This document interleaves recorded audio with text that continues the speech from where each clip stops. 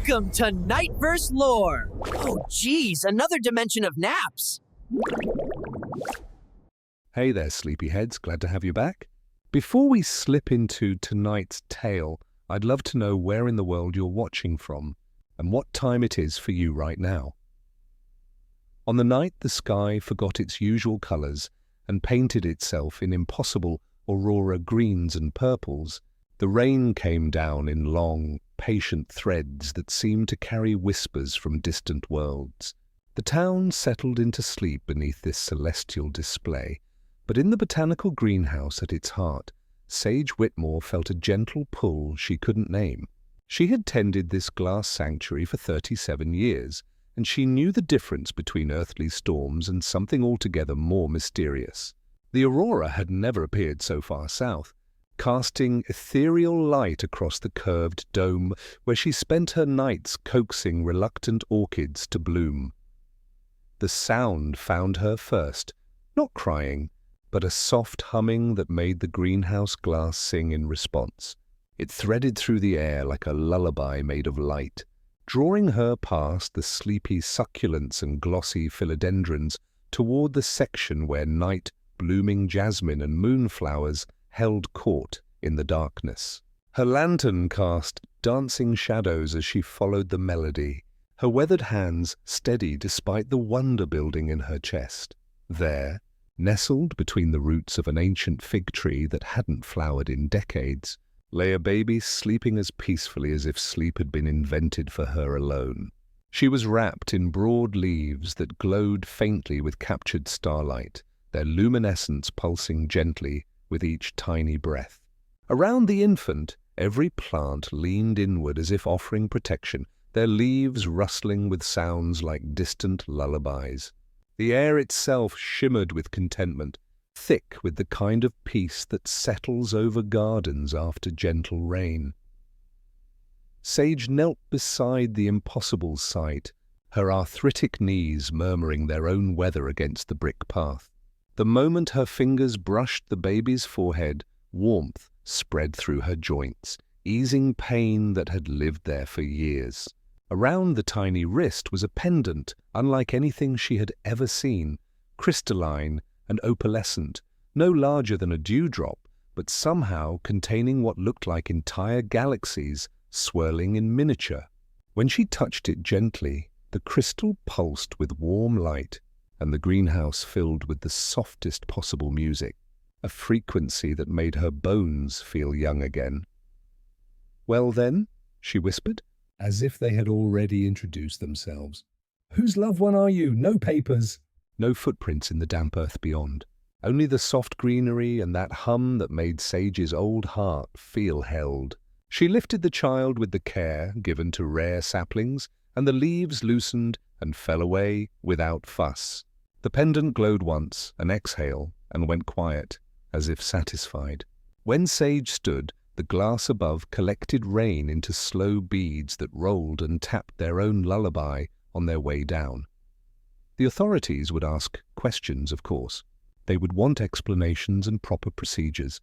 But as Sage held the child closer, watching the way the night-blooming cereus suddenly burst into impossible flower around them, she understood that some arrivals couldn't be explained by paperwork.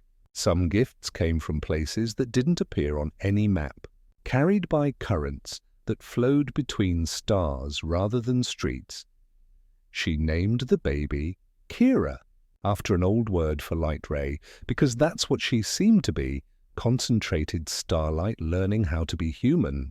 The child settled into the greenhouse as if she had been waiting her whole life to arrive there, sleeping peacefully in a basket woven from grapevines, waking only to nurse and gaze with unusual focus at the dancing patterns of light and shadow that played across the curved glass walls. As the first weeks passed, Sage began to notice remarkable changes in her plants. The sickly jasmine that had struggled for months suddenly exploded into cascades of white flowers that bloomed continuously. The temperamental roses began thriving with minimal attention, their blooms lasting twice as long as any manual suggested possible. Even the stubborn seeds she had been coaxing for years began to sprout, pushing through soil with enthusiasm that defied their previous reluctance. The pendant around Kira's wrist pulsed in rhythm with these botanical miracles, growing brighter when the child was content and dimming to a soft glow when she slept. Sage learned to read its light like a barometer of the greenhouse's well-being, watching as it responded to the ebb and flow of life around them. When thunderstorms rolled through town, the crystal would sing softly, and every plant would seem to dance in response, their leaves rustling with music only they could hear. Visitors began commenting on the unusual atmosphere, describing feelings of peace that lingered long after they left. The elderly Mrs. Chen mentioned that her arthritis seemed to ease just from walking among the plants.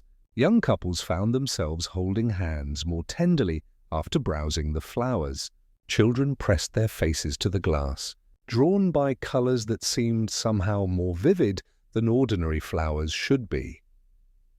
Sage made a life around simple vows: to water early before the heat, to leave room in every pot, to save seeds from the strongest plants and stories from the wisest hearts. She would hold Kira in the evenings, walking slowly between rows of thriving plants, whispering tales about seeds that traveled on cosmic winds and gardens that grew between worlds. The baby would listen with eyes that seemed far too knowing for someone so small, the pendant at her wrist pulsing gently as if keeping time with secrets too beautiful for words. On quiet nights, when the greenhouse settled into its deepest peace, Sage would sometimes catch glimpses of lights moving between the plants, not quite fireflies, not quite reflections, but something that danced at the edge of vision and made her heart feel suddenly, surprisingly full. She never mentioned these lights to anyone, understanding that some wonders were meant to be held gently, protected by the kind of silence that allows miracles to take root and grow. The hidden invasion had begun, not with conquest, but with a child sleeping peacefully in a bed of light, and an old woman who understood that the most profound changes often arrive disguised as the gentlest gifts. Days folded into seasons like pages in a well-loved book, and Kira grew the way morning glories do, quietly, steadily, always reaching toward something brighter. Sage measured her height, not against doorframes, but against the plants themselves.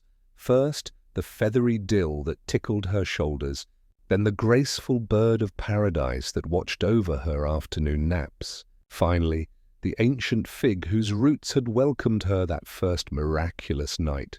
The pendant at her wrist learned her rhythms as she learned the greenhouse's secrets, warming with her laughter, brightening when storms approached, settling to a gentle ember when she curled among the soft moss for her dreams.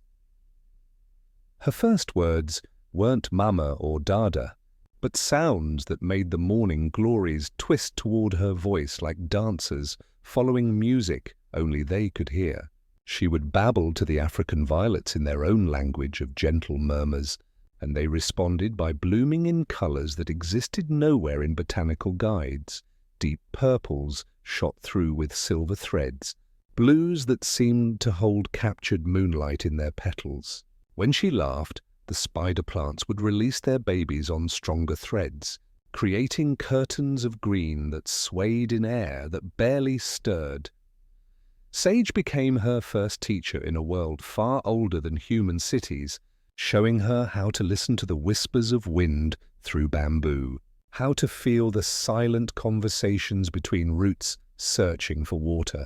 "Words are watering cans, little one," Sage would say, tucking a wisp of hair behind Kira's ear as they shared cucumber and mint sandwiches among the basil.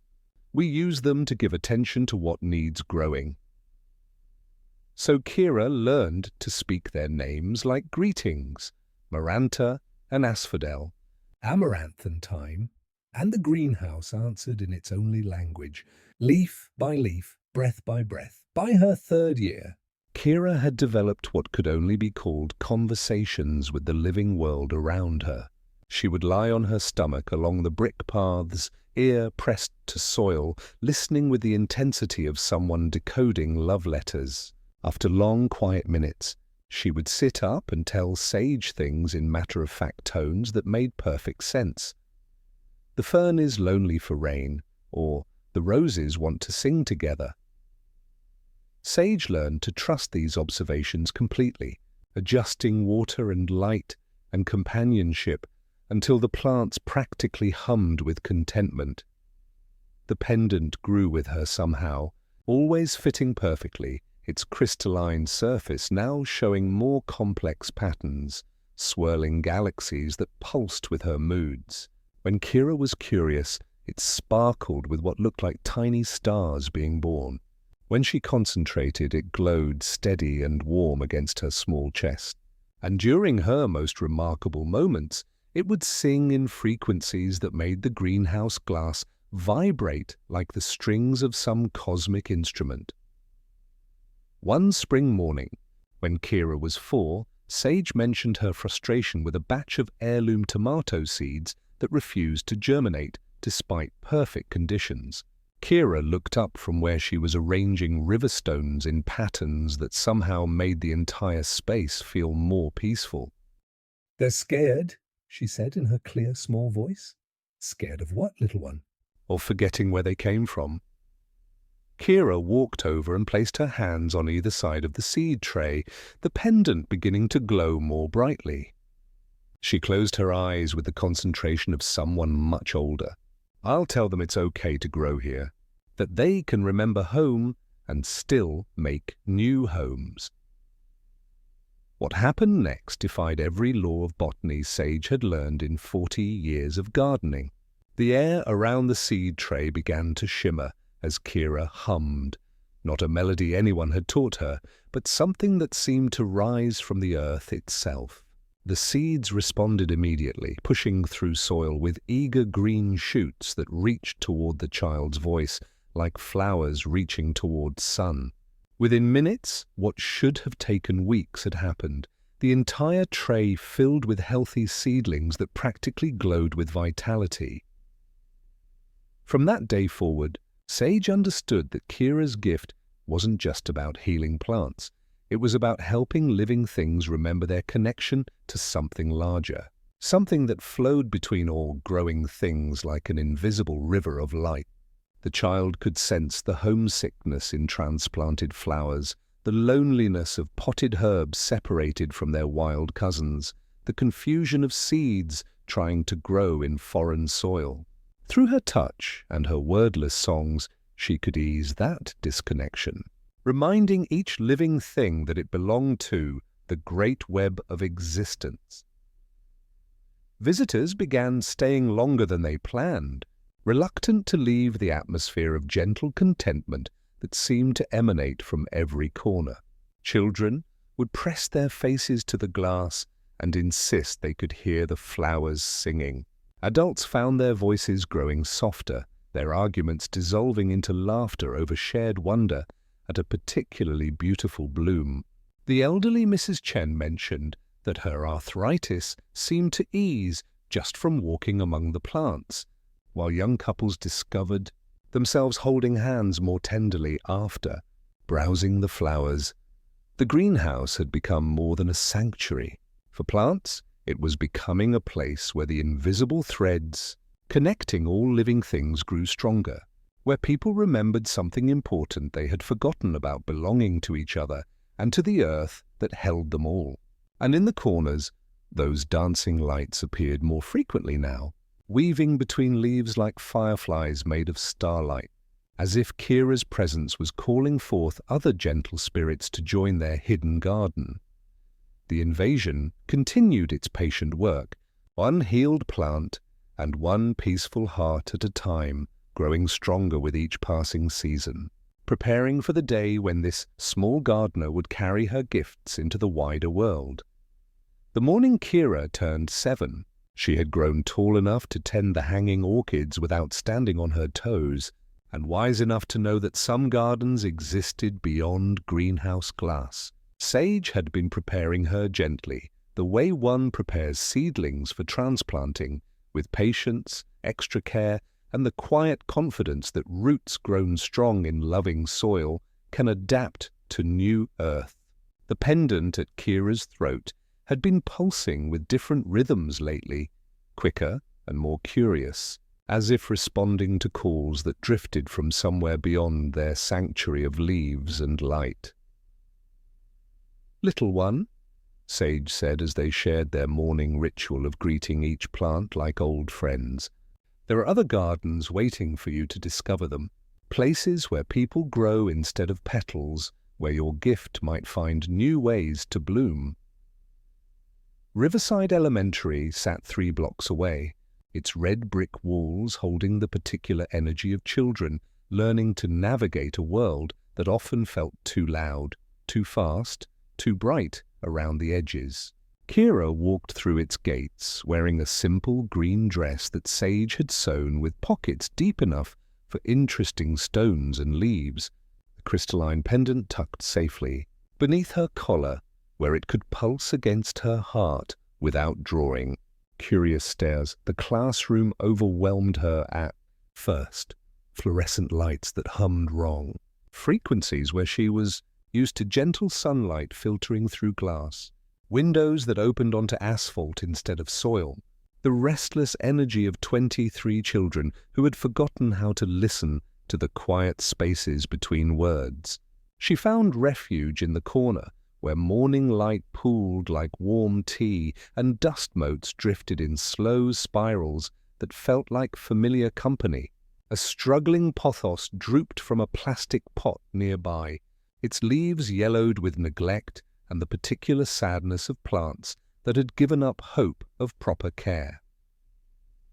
During Mrs. Patterson's introduction to classroom rules and expectations, Kira placed her small hand against the pot and whispered the kind of wordless comfort she had learned from Sage. The pendant warmed gently against her chest, and she felt the plant's quiet gratitude like a sigh of relief. By lunch, the pothos had straightened its stems. By the end of the week, it was sending out new shoots with leaves so vibrant that Mrs. Patterson mentioned it to 3 different colleagues, as if witnessing a small miracle. She made friends the way gardens grow, slowly, naturally, with the children who understood that the best discoveries happened in corners where others rarely looked. Marcus was the first, a boy with pockets full of smooth riverstones that he carried like secret talismans. He would arrange them in careful patterns during recess, creating mandalas that somehow made the playground feel more peaceful. When Kira crouched beside him one afternoon, palms open to receive a particularly beautiful piece of granite, he looked at her as if she had spoken his own language back to him in a new dialect. "They all remember water," she said simply, and Marcus nodded as if this made perfect sense. Luna joined them on a day when the sky was an unspooled ribbon of clouds. She drew elaborate maps of what lived above, cirrus swirls labeled with invented names, wandering caravans of cumulus shaped like sleeping animals. She showed Kira a page where she'd traced the path of a cloud that looked like a whale, keeping its name secret because she liked how it felt to carry a whale between pages. When Kira traced the pencil marks with one finger and whispered, "It likes the school roof. The heat makes it feel like an ocean," Luna's grin was quiet and wide. The 3 of them formed a gentle constellation, drawn together by their shared appreciation for the world's quieter mysteries. They claimed the space beneath the old oak tree at the playground's edge, where filtered sunlight created patterns that shifted like living art throughout the day. Here, surrounded by the tree's patient presence, they could hear each other's thoughts without the need for raised voices or competitive chatter. When playground arguments erupted, and they did, with the sudden intensity of summer storms, Kira's presence seemed to change the very air around conflict. Not through any dramatic intervention, but through the same quality that made plants lean toward her voice. Her pendant would warm during these moments, and somehow sharp words would soften into gentler ones. Angry tears would slow to thoughtful sniffles. Children who had been ready to storm away would find themselves sitting in circles, sharing the hurt feelings that lived beneath their fury. "How do you do that?" Luna asked one afternoon after a particularly heated argument about kickball rules had dissolved into a group discussion about fairness that left everyone feeling heard and satisfied. Kira considered the question with the seriousness she gave to all mysteries. "I think people are like plants," she said finally, braiding grass stems into patterns that seem to please the earth beneath them. Sometimes they get tangled up and forget which way the light is coming from. When you remind them, they remember how to grow toward it. Marcus nodded, adding a smooth grey stone to the spiral he had been building. "My grandmother says anger is just love that got confused about where to go." These conversations became their specialty, the kind of wondering that happened when children felt safe enough to share their deepest observations about the world. They would lie on their backs beneath the oak's canopy, watching clouds reshape themselves into stories, feeling the trees' roots spreading beneath them like a network of quiet wisdom. Other children began joining them, drawn by the peaceful atmosphere that seemed to emanate from their corner of the playground. Teachers noticed changes too, though they couldn't quite name what was different. Arguments that would normally require adult intervention seemed to resolve themselves. The classroom felt calmer on days when Kira was present, more focused, as if the very air had learned better manners. Mrs. Patterson found herself speaking more softly, moving more gently, taking time to really listen when children raised their hands with questions that went deeper than curriculum requirements. The pendant continued its mysterious work, pulsing with warmth whenever Kira helped someone find their way back to kindness. During story time, it would glow softly as she listened to tales of far-off places and impossible adventures, as if recognizing something familiar in stories of magic and wonder. And sometimes, in the quiet moments between lessons, she would catch glimpses of those dancing lights weaving between the classroom windows, not quite reflections, not quite imagination, but something that made her heart feel connected to mysteries larger than any single world could contain. As months passed, the three friends began to meet at the greenhouse on Saturdays. Sage made extra sandwiches and found cups that made hot chocolate taste like childhood. Marcus arranged halos of river stones around the ancient fig, and Luna brought her cloud maps, spreading them under the glass dome to trace how the sky moved over their small town. "It's different here," Luna said once, her voice quieter than the moss's green whisper. "The sky feels noticed."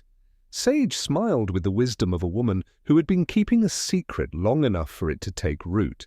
And in the evenings, after the last light left the greenhouse roof and the stars began their patient blinking, Kira's pendant would sometimes hum a second tone, faint as a sigh overlapping her own steady note, as if somewhere in the darkness someone had paused under the same sky and, without words, whispered back, "I hear you too."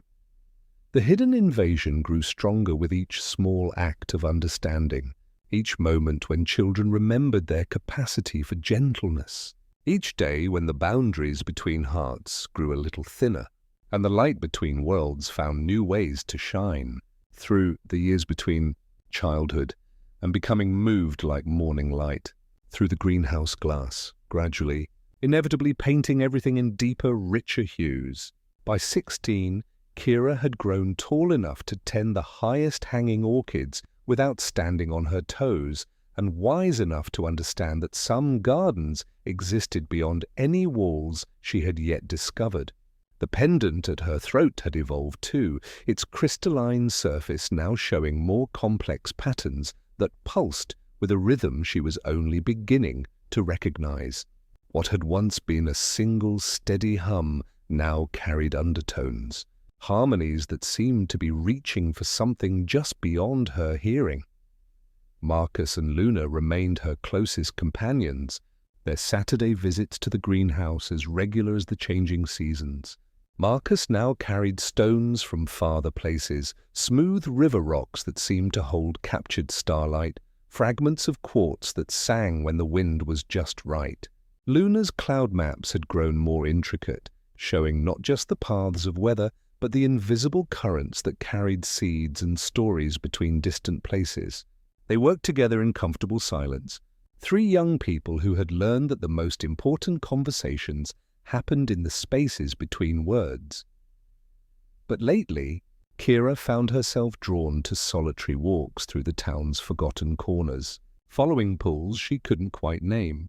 The pendant would warm against her chest when she passed certain places, an abandoned lot behind the old mill, a neglected community garden where weeds had somehow arranged themselves into patterns too beautiful to be accidental, a stretch of cracked pavement where wildflowers pushed through concrete with impossible determination. Someone else is tending these spaces, she told Sage one evening as they shared cucumber sandwiches among the basil. Someone who works when the rest of the world is sleeping.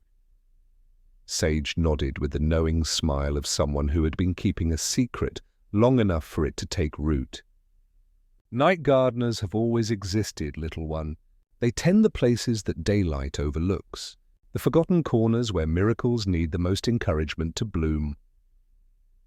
The pendant pulsed warmly at these words, and Kira felt something shift in her understanding, not a sudden revelation, but the gentle unfolding of a truth that had been growing in her heart, like a seed waiting for the right season to sprout. That night, she found herself walking toward the old railway tracks where the town's neat edges dissolved into wilderness. The air carried the scent of night-blooming jasmine, so intense it seemed to have weight and texture, drawing her forward like a visible path. Her pendant had begun to sing, not the gentle hum she had known all her life, but a clear, sweet note that made her bones vibrate with recognition. The abandoned field stretched before her, a place where broken concrete and rusted metal should have made life impossible. Instead, she found a hidden garden that took her breath away. Scraggly saplings had been coaxed into graceful arrangements, their leaves catching moonlight like captured stars. Vines wound through chain-link fences in patterns that spoke of careful guidance, while patches of wildflowers created pools of gentle color in the darkness. And there, kneeling beside a stubborn rosebush that bloomed impossibly white in the silver light, was the gardener she had been sensing for months. He moved with the fluid grace of someone who had learned to listen to the earth's own rhythms, his hands working among the plants with a reverence that made her pendant sing louder. Even in the dim light, she could see that he was young, perhaps only a year or two older than herself, with dark hair that seemed to hold starlight and eyes that carried depths she recognized but couldn't name. Around his neck, barely visible beneath his simple shirt, something pulsed with the same rhythm as her own pendant.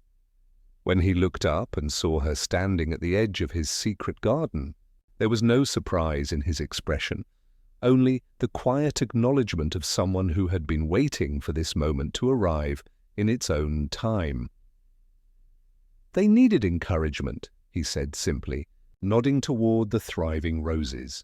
His voice carried the same gentle authority she had learned from Sage, but with undertones that seemed to come from somewhere far beyond this small town.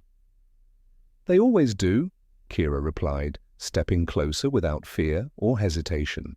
The pendant at her throat grew warm, and she could see his own crystal responding with answering light beneath his collar. He stood gracefully, brushing soil from his hands with movements that seemed to bless the earth rather than simply clean his fingers. "I'm Orion," he said, and the name felt like coming home to a place she had never been but always known. "Kira," she offered in return, though something in his expression suggested he already knew. They stood in the moonlit garden, surrounded by the impossible beauty he had coaxed from abandoned ground, while the night-blooming jasmine filled the air with perfume that seemed to carry messages between worlds. The pendant at Kira's throat harmonized with whatever light pulsed beneath Orion's shirt, creating music that made the very air shimmer with possibility. "You work at night," she observed. "Not quite a question. The forgotten places need tending too," Orion replied, his gaze moving over the garden with the satisfaction of someone who had helped lost things remember how to grow. And some gifts are better shared in darkness, where they can take root without being questioned too closely.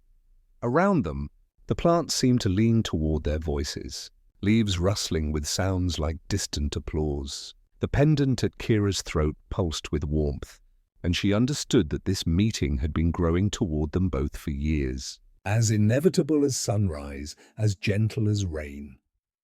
The hidden invasion had found its gardeners, and the real work was about to begin.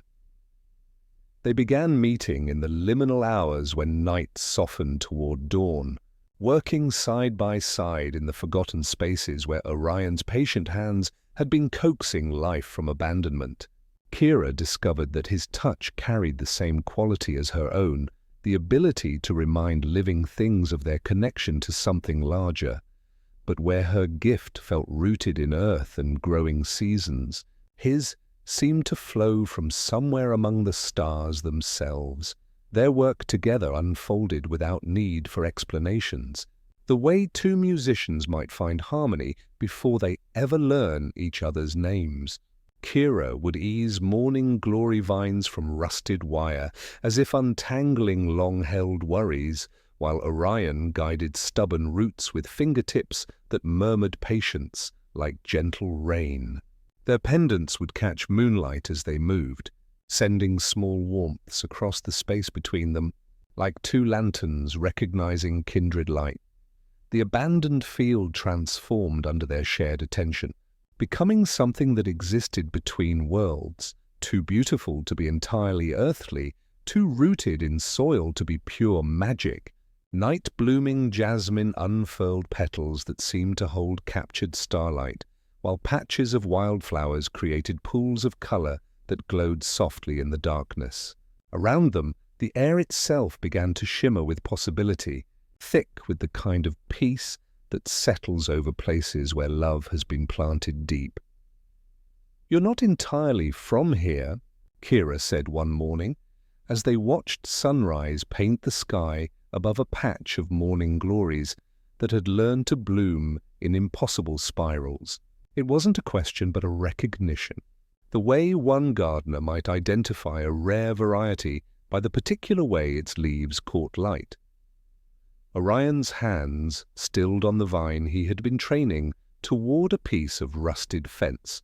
The pendant beneath his shirt pulsed once, bright enough to show through the fabric, and Kira felt her own crystal respond with answering warmth. Around them, the morning glories turned their faces toward the growing light, and the air filled with the particular silence that comes before important truths. "My people travel," he said quietly, his voice carrying the weight of distances that couldn't be measured in miles, not with engines or noise, but like light itself, following longing, seeking places where life aches to grow kinder. "We move through the thinnest places, the spaces between heartbeats, between sleeping and waking, and we learn the shape of local life so we can tend without startling it." The pendant at Kira's throat grew warm, and suddenly she understood why the crystal had always felt like home, despite its obvious otherworldly origin. The morning glories around them began to hum, not with sound, but with a vibration that made the air itself seem to sing. "We exist as what your stories call spirits, though that word is too small for what we are," Orion continued, drawing his own pendant into the growing light. It was larger than Kira's, but clearly made of the same impossible crystal, swirling with patterns that seemed to show the birth and death of stars in endless cycles. "We are consciousness that flows between worlds, taking form when we find places we wish to help flourish. Some of us become teachers, helping young minds grow toward wisdom. Others become healers, tending the places where bodies and spirits connect. I chose to become a gardener because growing things speak the same language across all worlds." He reached beneath his shirt, and held the crystal toward the rising sun.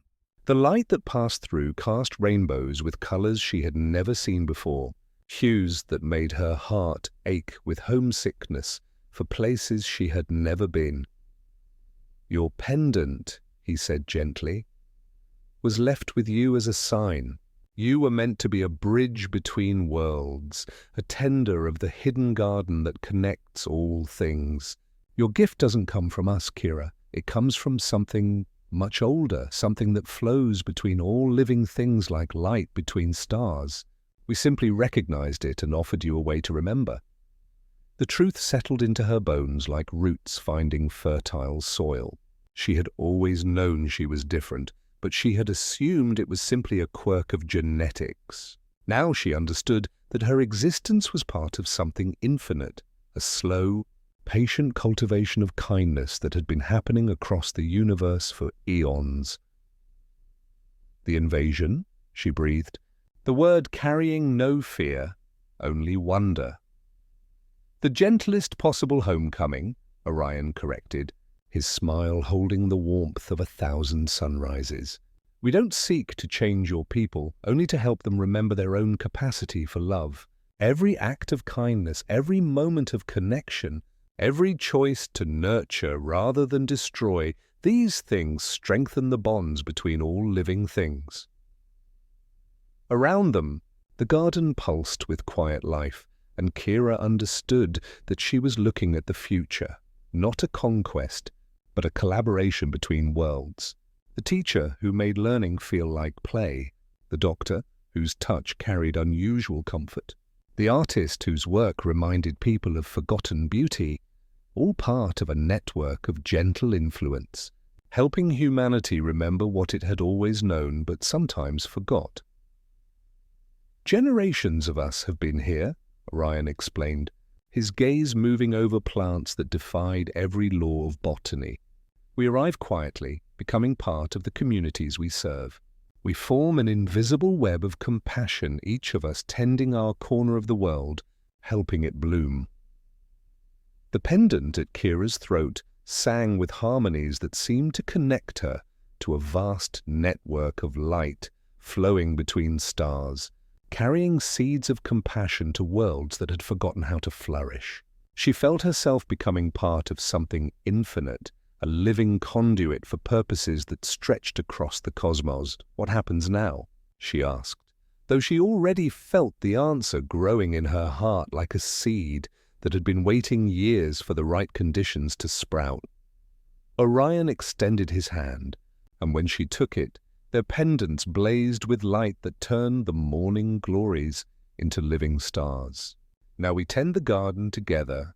We help it grow larger, more beautiful, until the boundaries between worlds become so thin that love can flow freely in both directions." The hidden invasion had found its bridge between worlds, and the real work of growing paradise was about to begin. The morning after truth had bloomed between them like starlight taking root in earthly soil. Kira brought Orion to the greenhouse with the quiet confidence of someone completing a circle that had been drawn long before either of them understood its shape. Sage looked up from her morning ritual of greeting each plant like an old friend, her weathered hands pausing on the leaves of a particularly temperamental orchid that had finally decided to trust her care. When her eyes met Orion's, there was no surprise in her expression, only the deep satisfaction of a gardener who had been preparing soil for a seed she knew would eventually arrive. "I wondered when you would come," she said simply, offering him a small watering can worn smooth by decades of gentle use. "The greenhouse has been humming differently lately, as if it were tuning itself for a second voice."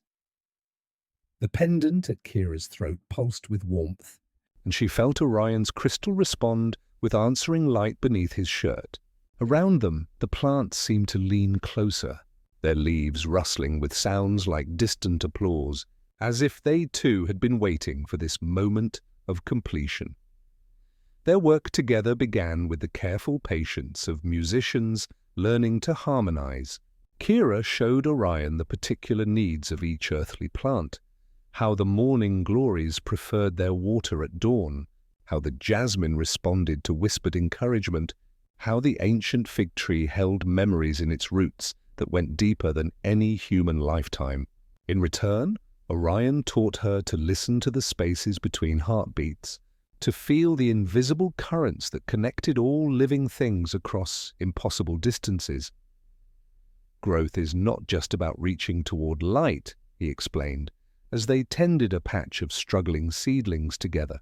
It's about remembering that you are part of the light itself, that every leaf and flower carries starfire in its cells. When he touched the seedlings with fingertips that seemed to carry the memory of distant suns, they responded not just by growing, but by glowing, a soft luminescence that made Kira catch her breath with wonder. The pendant at her throat sang in harmonies she had never heard before, and she understood that she was witnessing the birth of something unprecedented, a garden where two worlds could meet and learn from each other. Slowly, carefully, they began introducing elements that had never grown in earthly soil. Seeds that carried captured starlight in their husks were planted beside familiar ferns, their gentle radiance encouraging the terrestrial plants to unfurl with new vitality. Vines that pulsed with soft, rhythmic light were encouraged to intertwine with traditional ivy, creating living tapestries that seemed to breathe with otherworldly grace. Each new addition was introduced like a shy guest at a gathering, given time to find its place, to learn the local customs of root and leaf. The transformation happened gradually, like sunrise painting the sky in deeper colors. Flowers began blooming in hues that existed just beyond the normal spectrum. Violets that seemed to hold captured dreams, greens that vibrated with life force, visible to the naked eye.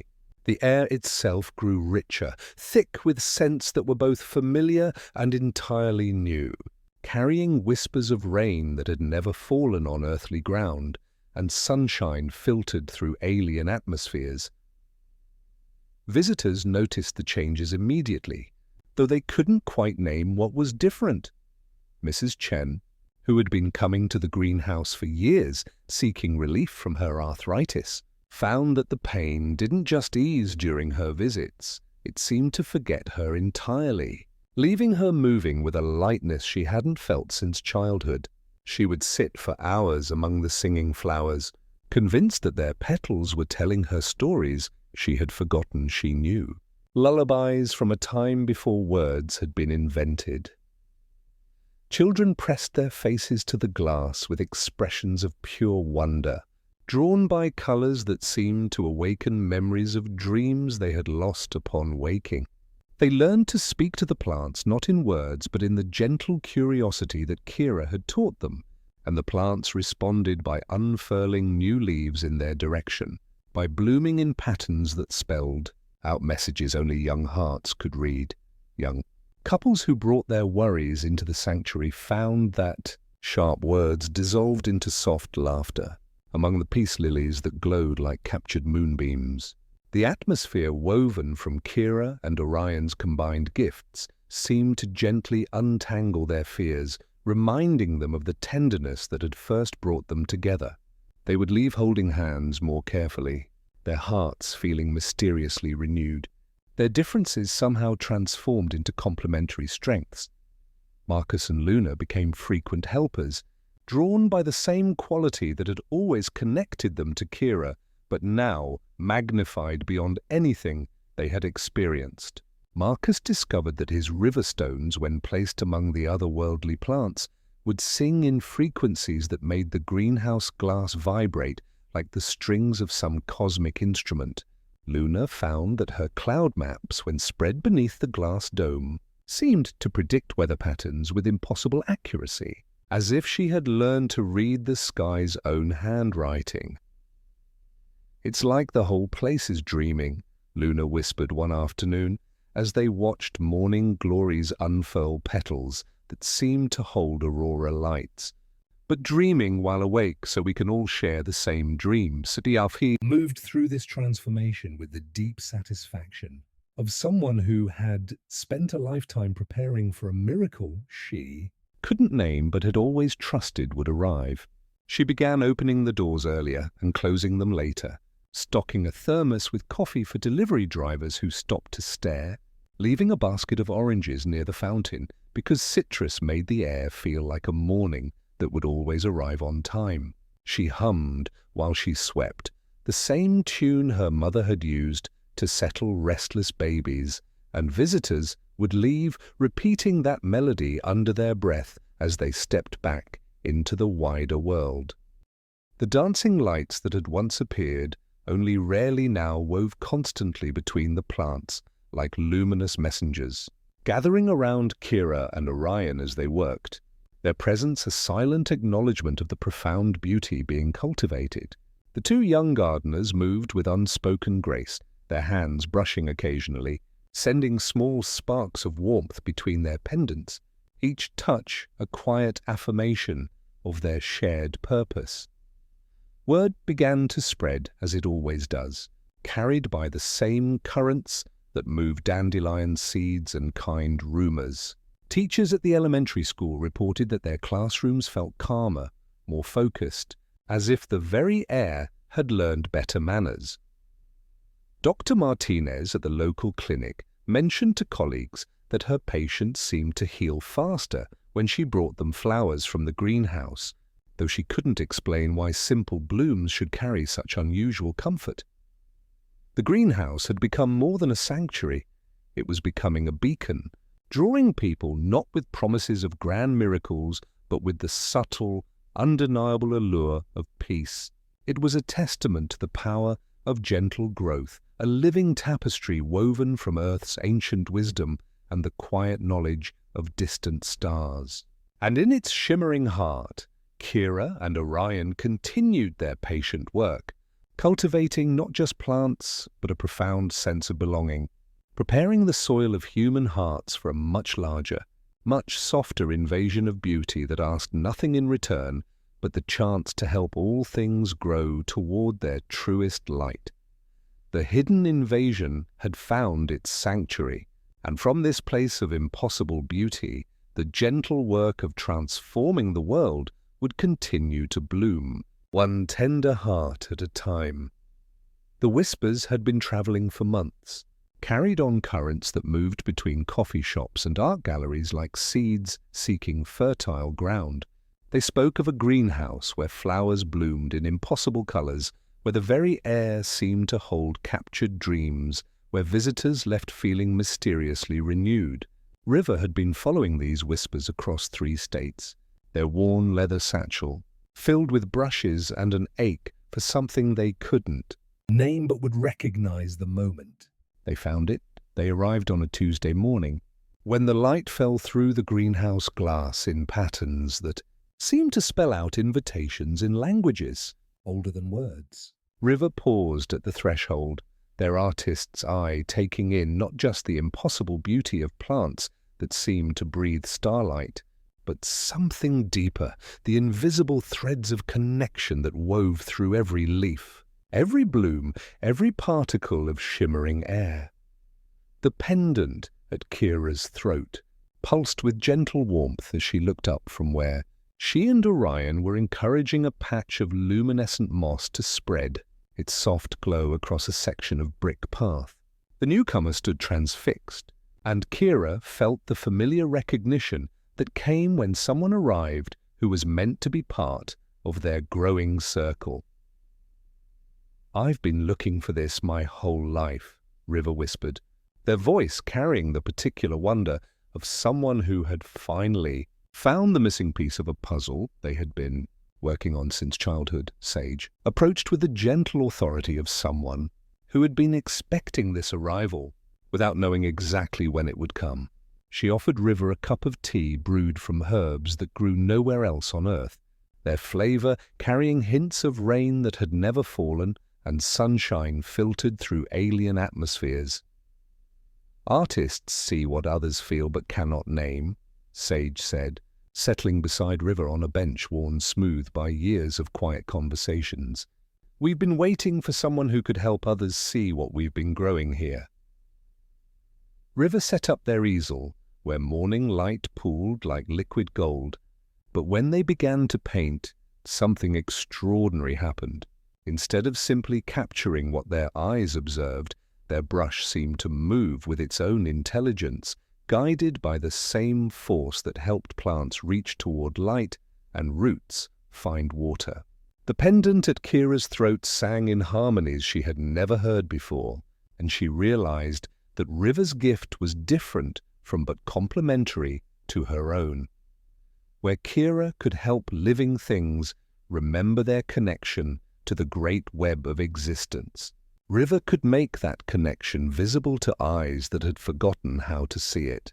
Their paintings captured not just the surface beauty of glowing petals and starlit leaves, but the emotions those living things carried, the joy of morning glories greeting dawn, the patient wisdom of the ancient fig tree, the gentle laughter that seemed to bubble up from the luminescent moss. "I don't paint what I see," River explained softly, as Sage drifted by with a refill of tea. "I paint what the quiet is saying." The dancing lights that wove through the greenhouse began appearing at the edges of River's canvas like moths finding the moon. Marcus arrived with pockets newly heavy with river stones, arranging them in careful patterns beneath the easel. "They like to listen while you paint," he murmured, with the matter-of-fact wisdom of someone who had learned to trust the language of stones. Luna unrolled a fresh map of the afternoon sky under the glass dome, her pencil hovering as clouds obliged her by shaping themselves into unhurried caravans. As days folded into a gentle rhythm, River's presence became as natural as the fountain's drip. They were a traveler, with roots that had never learned to stay, someone who had taught themselves to make home wherever morning found them. But here, the restlessness softened into something deeper, more rooted.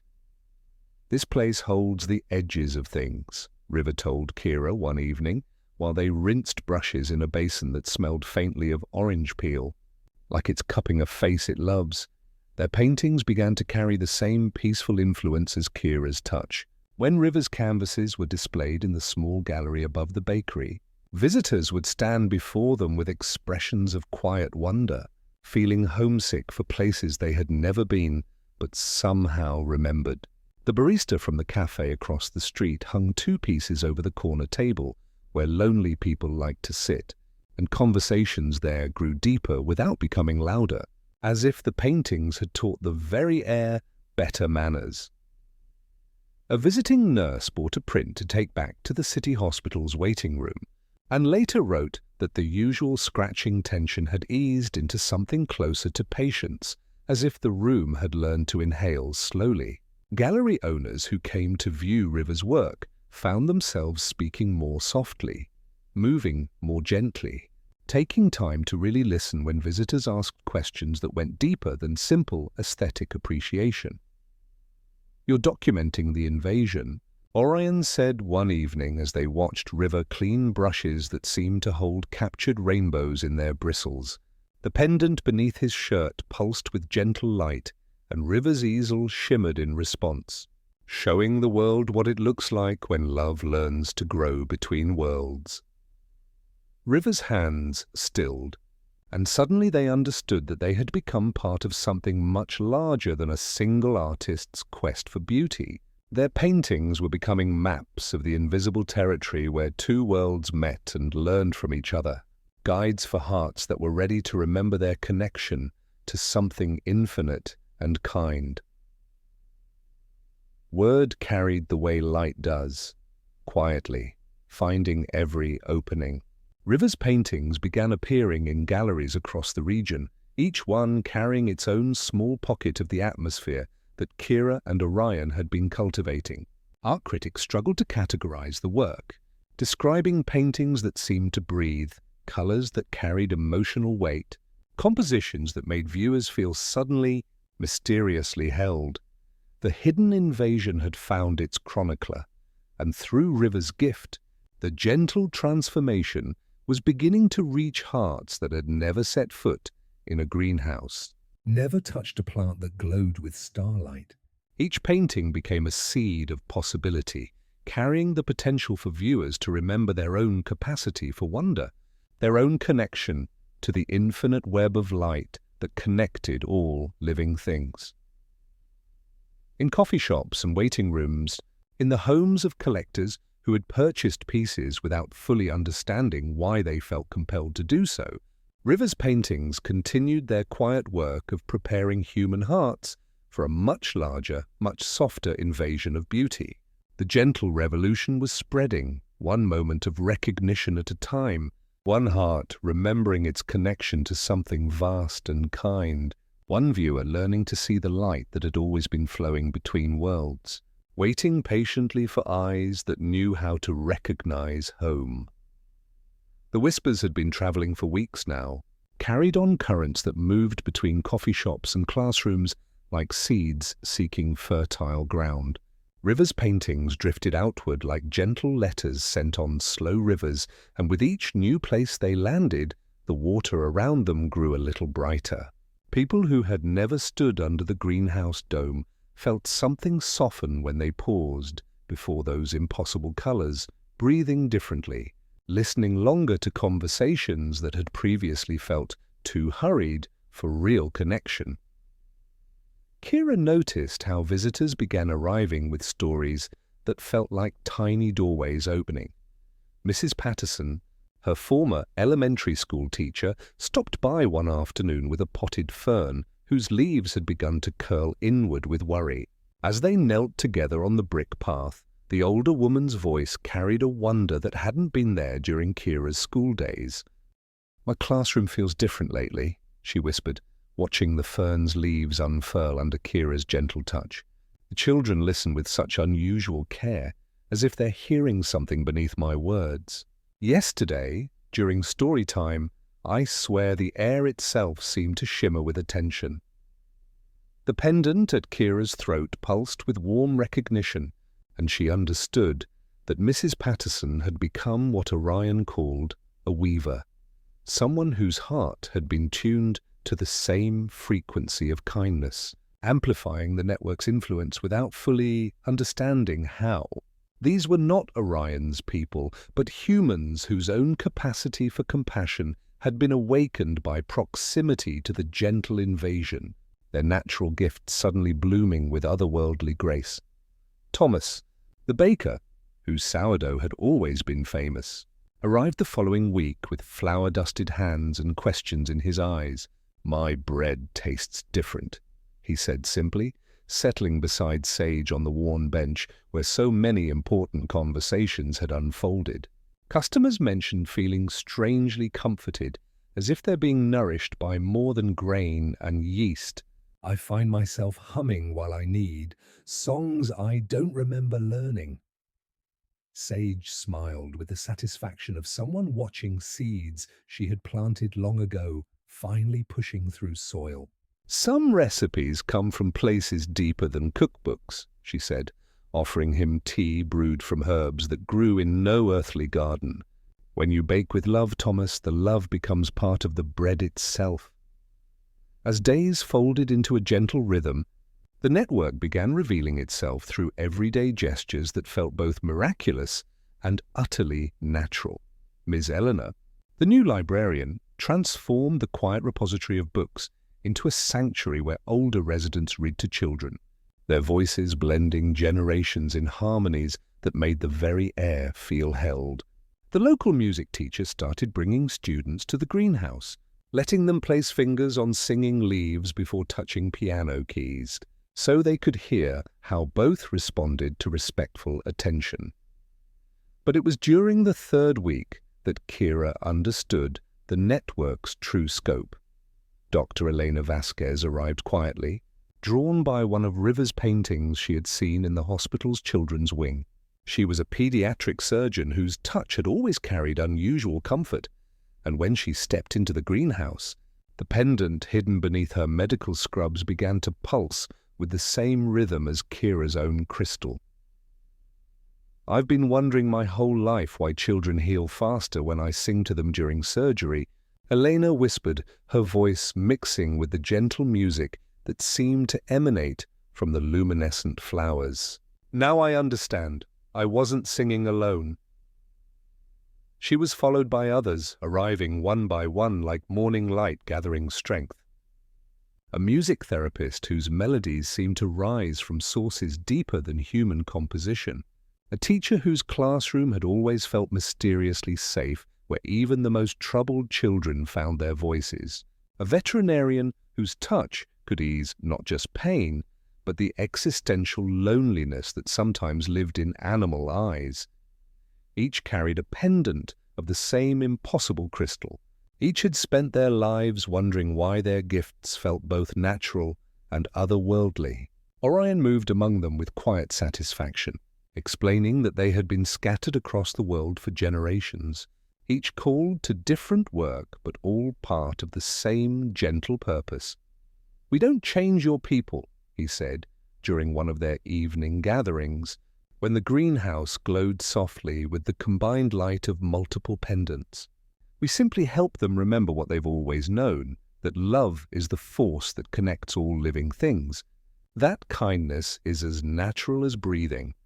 The dancing lights that had once appeared only in the greenhouse now sometimes flickered through Mrs. Patterson's classroom during particularly poignant stories, or swirled around Thomas's hands as he pulled perfect loaves from the oven. These were echoes of the network's presence, gentle reminders that helped human hearts remember their capacity for wonder. River set up their easel to capture these moments, not just the physical gatherings, but the invisible threads of light that connected each person to something cosmic and kind. Their paintings began documenting what the hidden invasion actually looked like. Not conquest, but collaboration. Not changing humanity, but helping it remember its own infinite capacity for love. Word continued to spread as it always does, carried by the same currents that moved dandelion seeds and kind rumors. A graduate student from the university asked permission to study the greenhouse's unusual humidity patterns. Polite and earnest about her data, Sage welcomed her with coffee and cucumber sandwiches, and the young woman left with measurements that would puzzle her for years and a small basil cutting she promised to keep alive. Others watched from farther distances. A blog about rare horticulture shared a post about the singing greenhouse, and two men in neat shirts paused by the gate one afternoon, reading the chalkboard that listed blooms like poetry. They didn't enter, but Kira felt the faintest ripple in the air, like a stone dropped in still water where the splash couldn't be seen. The pendant at her throat pulsed with gentle warmth, and Orion's attention met hers without words. It wasn't fear that passed between them, only a quiet promise to tend the edges with extra care. The network had grown strong enough to protect itself, woven so deeply into the fabric of human kindness that it had become indistinguishable from the best of what humanity had always been. The hidden invasion continued its patient work, one healed heart, and one peaceful moment at a time, growing stronger with each passing day, preparing for whatever attention might come while never losing sight of its gentle purpose, to help all things grow toward their truest light. The questions arrived on a Tuesday morning when autumn light fell through the greenhouse dome like honey poured slowly through crystal, carrying with it the particular weight of attention that had been building for weeks. Agent Sarah Chen stepped through the entrance with the careful grace of someone who had learned to approach mysteries sideways, her credentials tucked away, but her eyes already drinking in colors that shouldn't exist in any earthly garden. Sage greeted her with the same warm hospitality she offered every visitor, though Kira noticed how the dancing lights that usually wove between the plants seemed to dim slightly, retreating to corners where shadows pooled like patient cats. The pendant at her throat pulsed with gentle awareness, not alarm, but the same quality a garden might possess when sensing approaching weather without knowing whether it would bring rain or wind. We've received reports of unusual growth patterns, Agent Chen said carefully, her voice carrying the trained neutrality of someone who had learned to ask questions without revealing what answers she hoped to find. Nothing concerning, just statistically interesting. Bloom cycles that don't match regional patterns. Species thriving in conditions that shouldn't support them. Orion appeared from behind a curtain of luminescent vines, his movements carrying the fluid grace of someone who had learned to exist in spaces between worlds. As he approached, Kira felt the familiar exchange of warmth between their pendants, and something else, a gentle dimming, like turning down a lamp to create softer light for reading. "Plants respond to attention," he said simply, offering Agent Chen a cup of tea brewed from herbs that grew in no earthly garden, but had learned to taste like comfort. When people tend them with genuine care, they often surprise us with their resilience. This was what Orion had taught her to call veiling, not hiding the truth, but allowing it to wear clothes that wouldn't startle those who preferred smaller worlds. Around them, flowers that had been glowing with starlight learned to catch ordinary sunbeams instead, their luminescence folding inward like petals closing for sleep.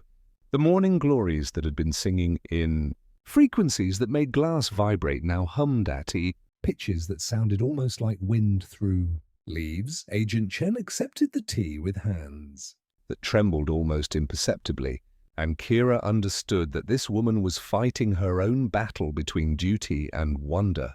When she sipped, her eyes widened slightly, and the pendant hidden beneath her professional blazer, for she carried one too, though she had never understood its significance, began to pulse with the same rhythm as Kira's crystal. "I've been having dreams," Agent Chen whispered, her professional composure cracking just enough to let something vulnerable show through. Gardens that glow in the dark, flowers that sing lullabies, air that tastes like starlight. I wake up feeling homesick for places I've never been. The network had prepared for this moment through the same organic process that helps gardens adapt to changing seasons. Dr. Vasquez arrived with a group of children from the hospital's long-term care ward, their small faces bright with the particular joy that comes from being allowed to touch something beautiful. Agent Chen watched as the pediatric surgeon guided tiny hands to leaves that glowed softly, but only softly now, like moonlight through water rather than captured stars. "We call it therapeutic horticulture," Dr. Vasquez explained, though her eyes held depths that suggested she understood the true nature of what they were witnessing. The children respond remarkably well to interaction with living plants. Their healing times improve, their spirits brighten, their families report better sleep and fewer nightmares.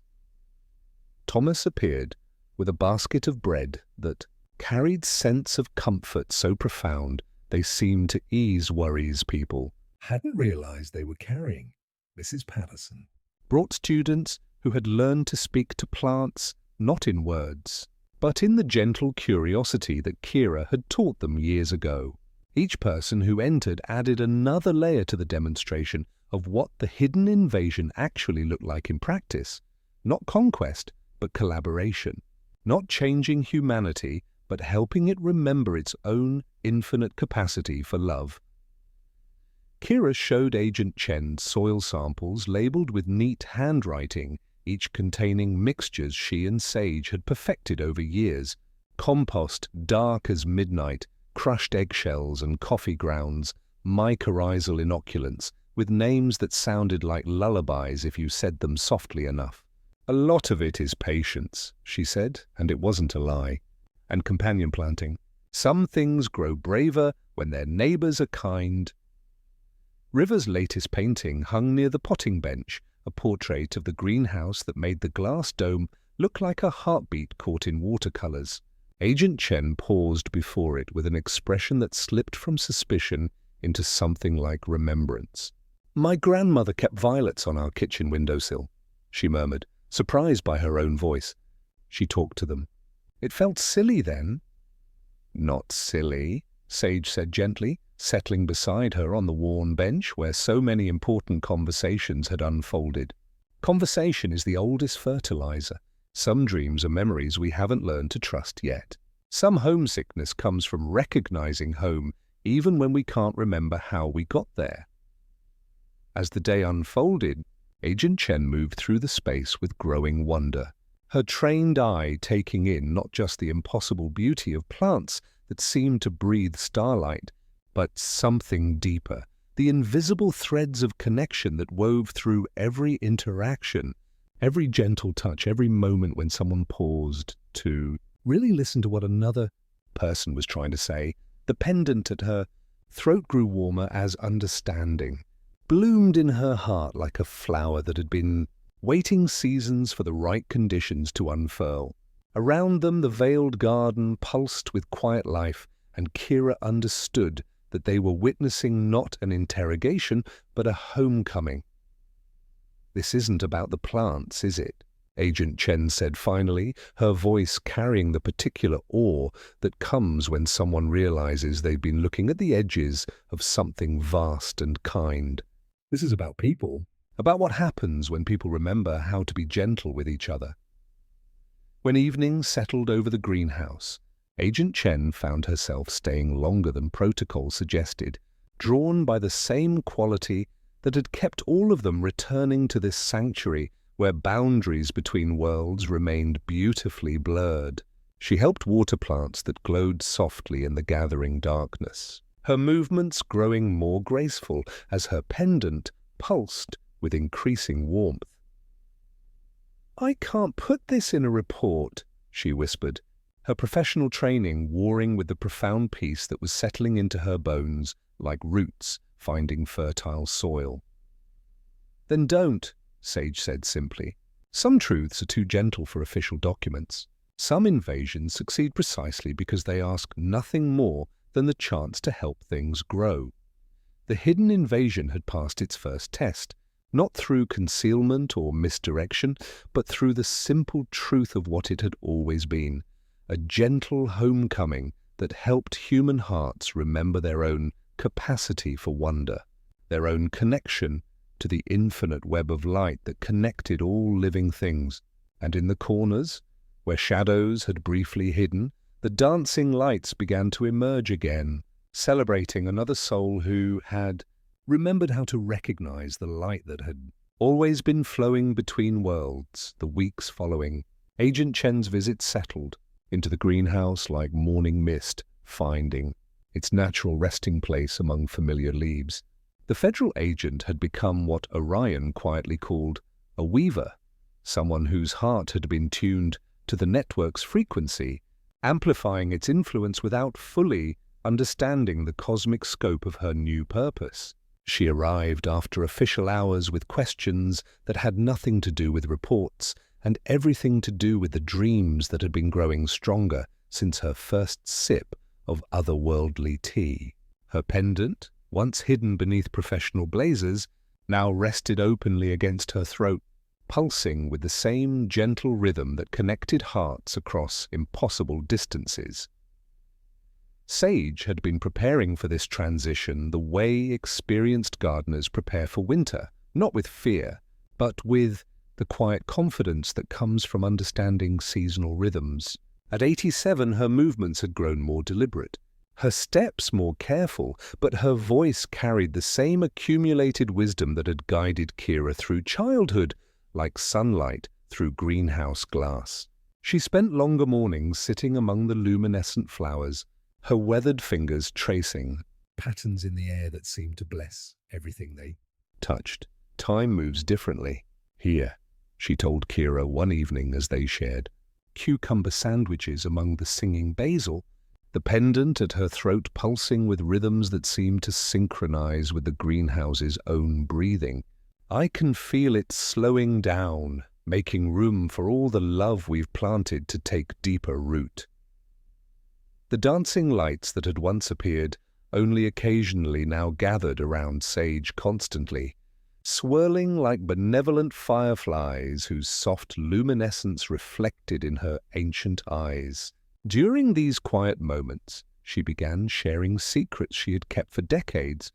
Dramatic revelations, but gentle truths that unfolded like flowers, learning to trust morning light. "I've been keeping something from you, little one," she said on a night when frost painted delicate patterns on the glass dome, and the otherworldly blooms glowed more brightly to compensate for the shorter days. "I've been part of this network longer than you've been alive. Not born among the stars like Orion's people, but called to tend the places where worlds meet and learn from each other." The truth settled into Kira's understanding like seeds finding fertile soil. Sage's unusual longevity, her intuitive knowledge of plants that grew nowhere else on Earth, her ability to create sanctuary wherever she placed her hands, all of it made perfect sense now, viewed through the lens of someone who had been preparing for Kira's arrival for decades. "You were waiting for me," Kira whispered, her voice mixing with the gentle music that seemed to emanate from every living thing in their sanctuary. "I was preparing the soil," Sage corrected, her smile holding the warmth of 1,000 sunrises, making sure the garden would be ready when the bridge between worlds finally learned to walk on human feet. As autumn deepened toward winter, the network gathered around Sage with the same natural instinct that draws plants toward light. Dr. Vasquez brought children whose laughter made the luminescent moss glow brighter. Thomas arrived with bread that tasted like comfort distilled into grain and yeast. Mrs. Patterson shared stories that seemed to make the very air shimmer with attention. Agent Chen offered protection that asked no questions and required no explanations. On the night Sage passed, surrounded by flowers that glowed like gentle stars and friends whose hearts had been tuned to the same frequency of kindness. The greenhouse filled with light that seemed to come from everywhere and nowhere at once. She slipped away with the same peaceful acceptance she had brought to everything in her long life, her final breath carrying the scent of night-blooming jasmine and ancient, quiet joy. The pendant at her throat pulsed once more, bright as a small sun, then dissolved into light that scattered among the plants like seeds of starlight, ensuring that her love would continue growing long after her voice had joined the eternal conversation between earth and sky. Echo arrived 3 days later, drawn by dreams that had been growing more vivid since Sage's passing. She was perhaps 9 years old, with eyes that held depths, too knowing for someone so small, and a riverstone pendant that had begun glowing with opalescent light the moment she stepped onto the greenhouse grounds. Unlike Kira's crystalline pendant or Orion's star-filled crystal, Echo's stone carried the smooth wisdom of water-worn surfaces, pulsing with earthbound rhythms that complemented rather than mirrored the cosmic frequencies around her. "I dreamed the plants were singing," she said simply, stepping inside with the same peaceful acceptance that Kira remembered from her own earliest days. "They knew my name before I told them." Her gift expressed itself differently than Kira's gentle coaxing or Orion's stellar guidance. Echo seemed to mirror the emotional states of living things, drooping when a plant felt homesick, then lifting her shoulders slowly to encourage the leaf to follow. When seeds hesitated to sprout, she held perfectly still until the hesitation ran out of ways to refuse growth. "What do you hear?" Kira asked one afternoon as they repotted seedlings together, the air bright with compost and quiet music. "Not words," Echo said, turning her riverstone pendant with careful fingers.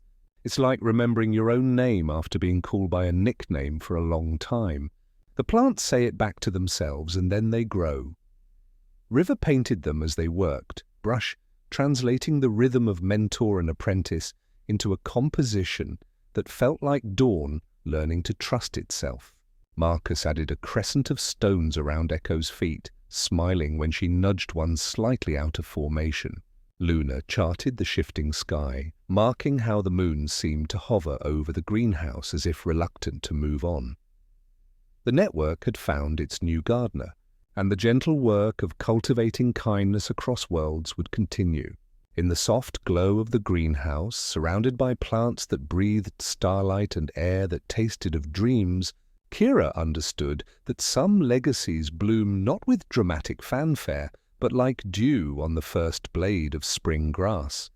Quiet, complete, reflecting a sky that had always been there, waiting patiently for eyes that knew how to recognize home. The hidden invasion had gained its next generation of tenders, and the light between worlds grew stronger with each passing day. The idea arrived like morning light through greenhouse glass, gradually, inevitably, painting everything in deeper, richer hues of possibility. In the weeks following Echo's arrival and Sage's gentle passing into starlight, something began stirring in the town's collective heart, a pull toward celebration that felt both spontaneous and ancient, like remembering a song learned in childhood dreams. It started with Mrs. Patterson mentioning to the baker Thomas that her evening walks had grown longer lately, drawn by an inexplicable urge to tend her small garden patch even after sunset. Thomas nodded with flower-dusted understanding, admitting that he had been leaving his shop door open later each night, as if expecting visitors who might arrive carrying stories instead of coins. Dr. Vasquez found herself suggesting to families that they plant healing herbs together under starlight, while Agent Chen discovered she had been stringing lights around her modest apartment balcony without quite remembering the decision to do so. The pendant at Kira's throat pulsed with gentle recognition as she walked through town, feeling the invisible threads of intention weaving between hearts that had learned to listen to the same frequency of kindness. Echo moved beside her with the fluid grace of water finding its natural course, her riverstone pendant reflecting the growing excitement that shimmered in the air like heat waves rising from summer pavement. "They want to celebrate something," Echo observed, pausing to touch a lamppost where someone had wrapped fairy lights in spirals that seemed to pulse with their own gentle rhythm. But they don't know what yet.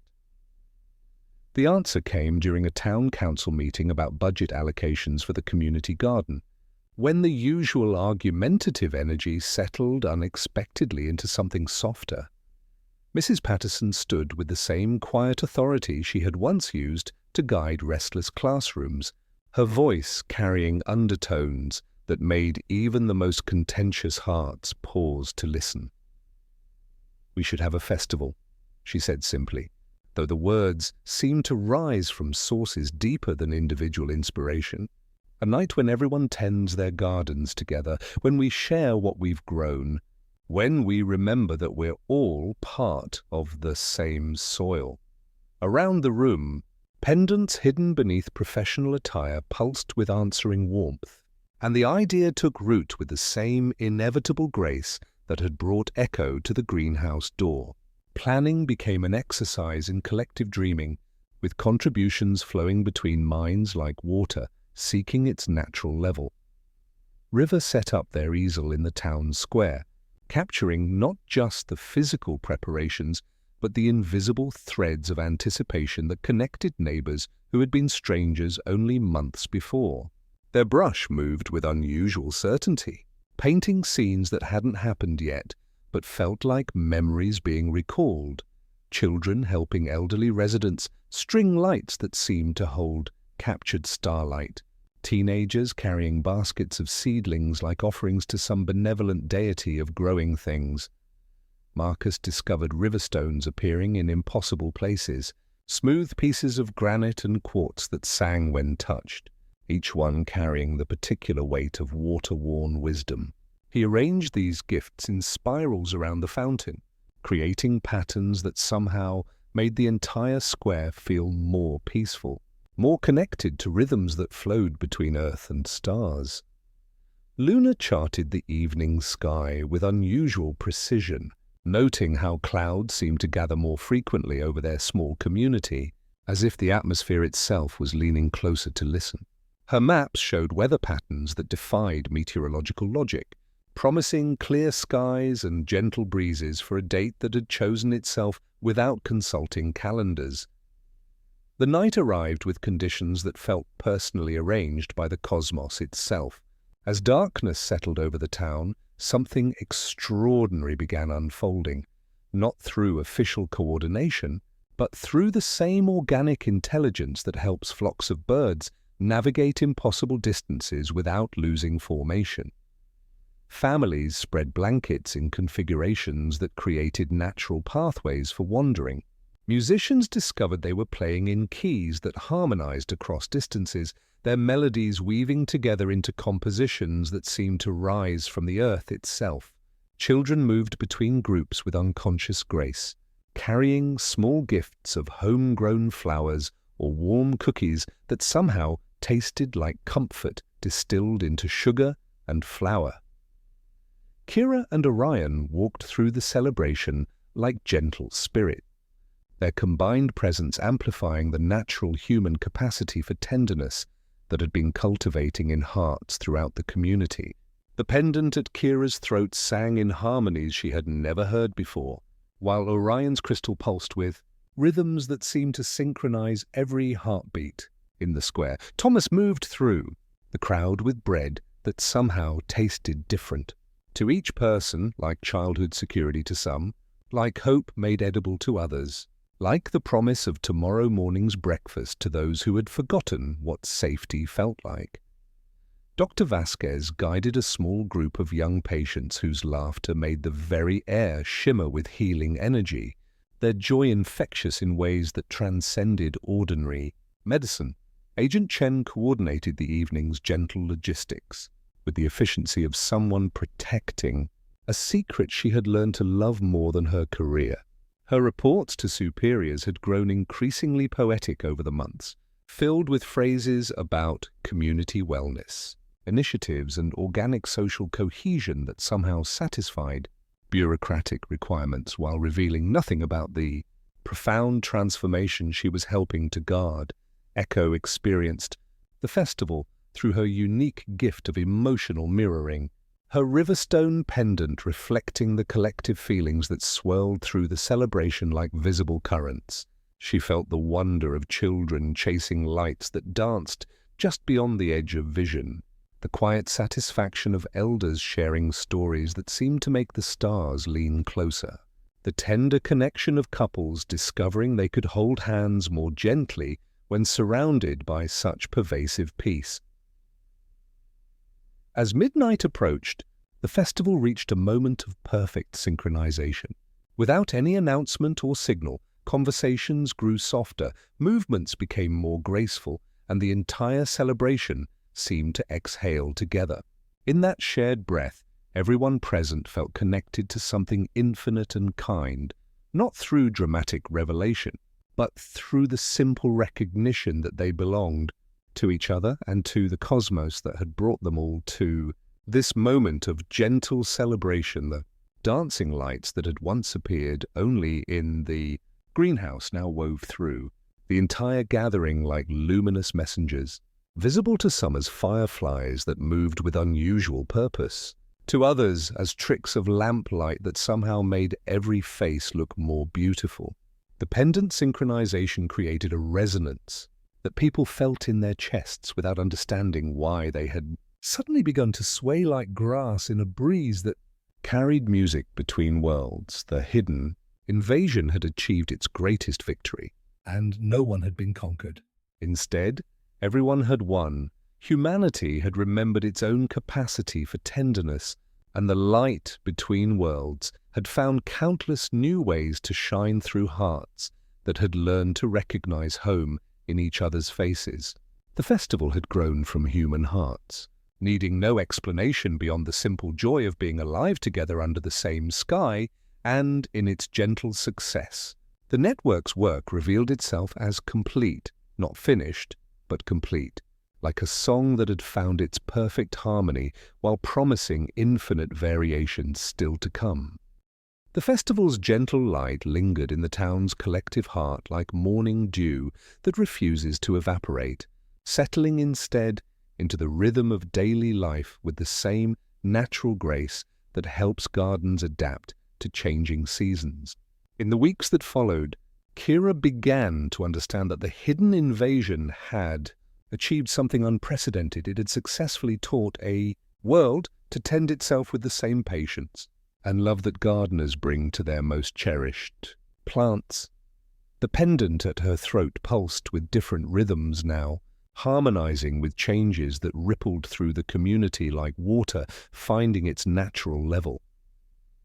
Mrs. Patterson's evening walks had grown longer, drawn by an inexplicable urge to tend her small garden patch even after sunset. Thomas left his bakery door open later each night, as if expecting visitors who might arrive carrying stories instead of coins. Dr. Vasquez found herself suggesting to families that they plant healing herbs together under starlight, while Agent Chen discovered she had been stringing lights around her apartment balcony without quite remembering the decision to do so. Echo moved through the greenhouse with increasing confidence, her riverstone pendant reflecting the emotional states of plants that seemed to recognize her as their new primary tender. When morning glory vines twisted toward her voice like dancers following music only they could hear, Kira felt something both beautiful and bittersweet settling in her chest. The recognition that some gifts were meant to be passed along like heirloom seeds, each generation carrying the essence forward while adding their own unique qualities to the growing. The plants remember being listened to, Echo explained one morning as they shared cucumber sandwiches among the singing basil, her voice carrying the matter-of-fact wisdom of someone who had learned to trust what the quiet spaces between heartbeats were trying to say. They're teaching the whole town how to listen back. River's paintings had begun traveling farther than anyone expected, and with each new gallery they entered, a pocket of peace seemed to open like a window in a stuffy room. Critics struggled with new vocabulary, tender spectra, quiet architectures of feeling, light that remembers you back, but the experience remained consistent. People stopped, people softened. In the echo of that softening, phone calls were made. They had been postponing. Apologies whispered. Arms open to possibilities they had forgotten existed. The network had woven itself so deeply into the fabric of human kindness that it had become indistinguishable from the best of what humanity had always been. Thomas folded small blessings into his dough with each batch, whispering lines that rose from sources deeper than individual inspiration. The librarian started a listening hour where she simply read slowly, letting sentences breathe, and children leaned closer instead of fidgeting. Agent Chen met politely curious officials with the grace of someone protecting a secret she had learned to love more than her career.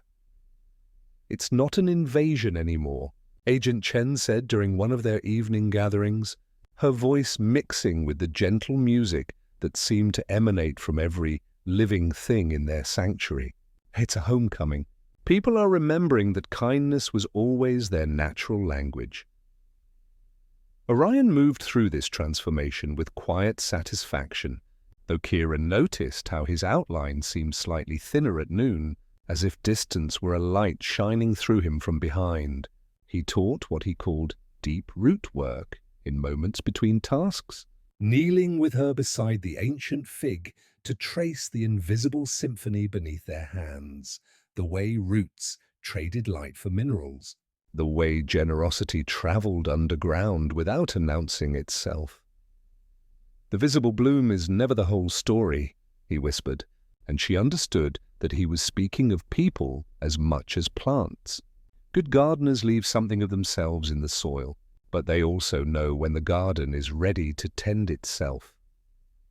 The dancing lights that had once appeared only in the greenhouse now wove through the entire community like luminous messengers, visible to those whose hearts had learned to recognize them. They swirled around children sharing toys, hovered over elderly couples holding hands, danced through the market as vendors exchanged smiles and stories, with the easy grace of people who had remembered they belonged to each other. Marcus discovered riverstones, appearing in impossible places, smooth pieces that sang when touched, each one carrying the particular weight of water-worn wisdom.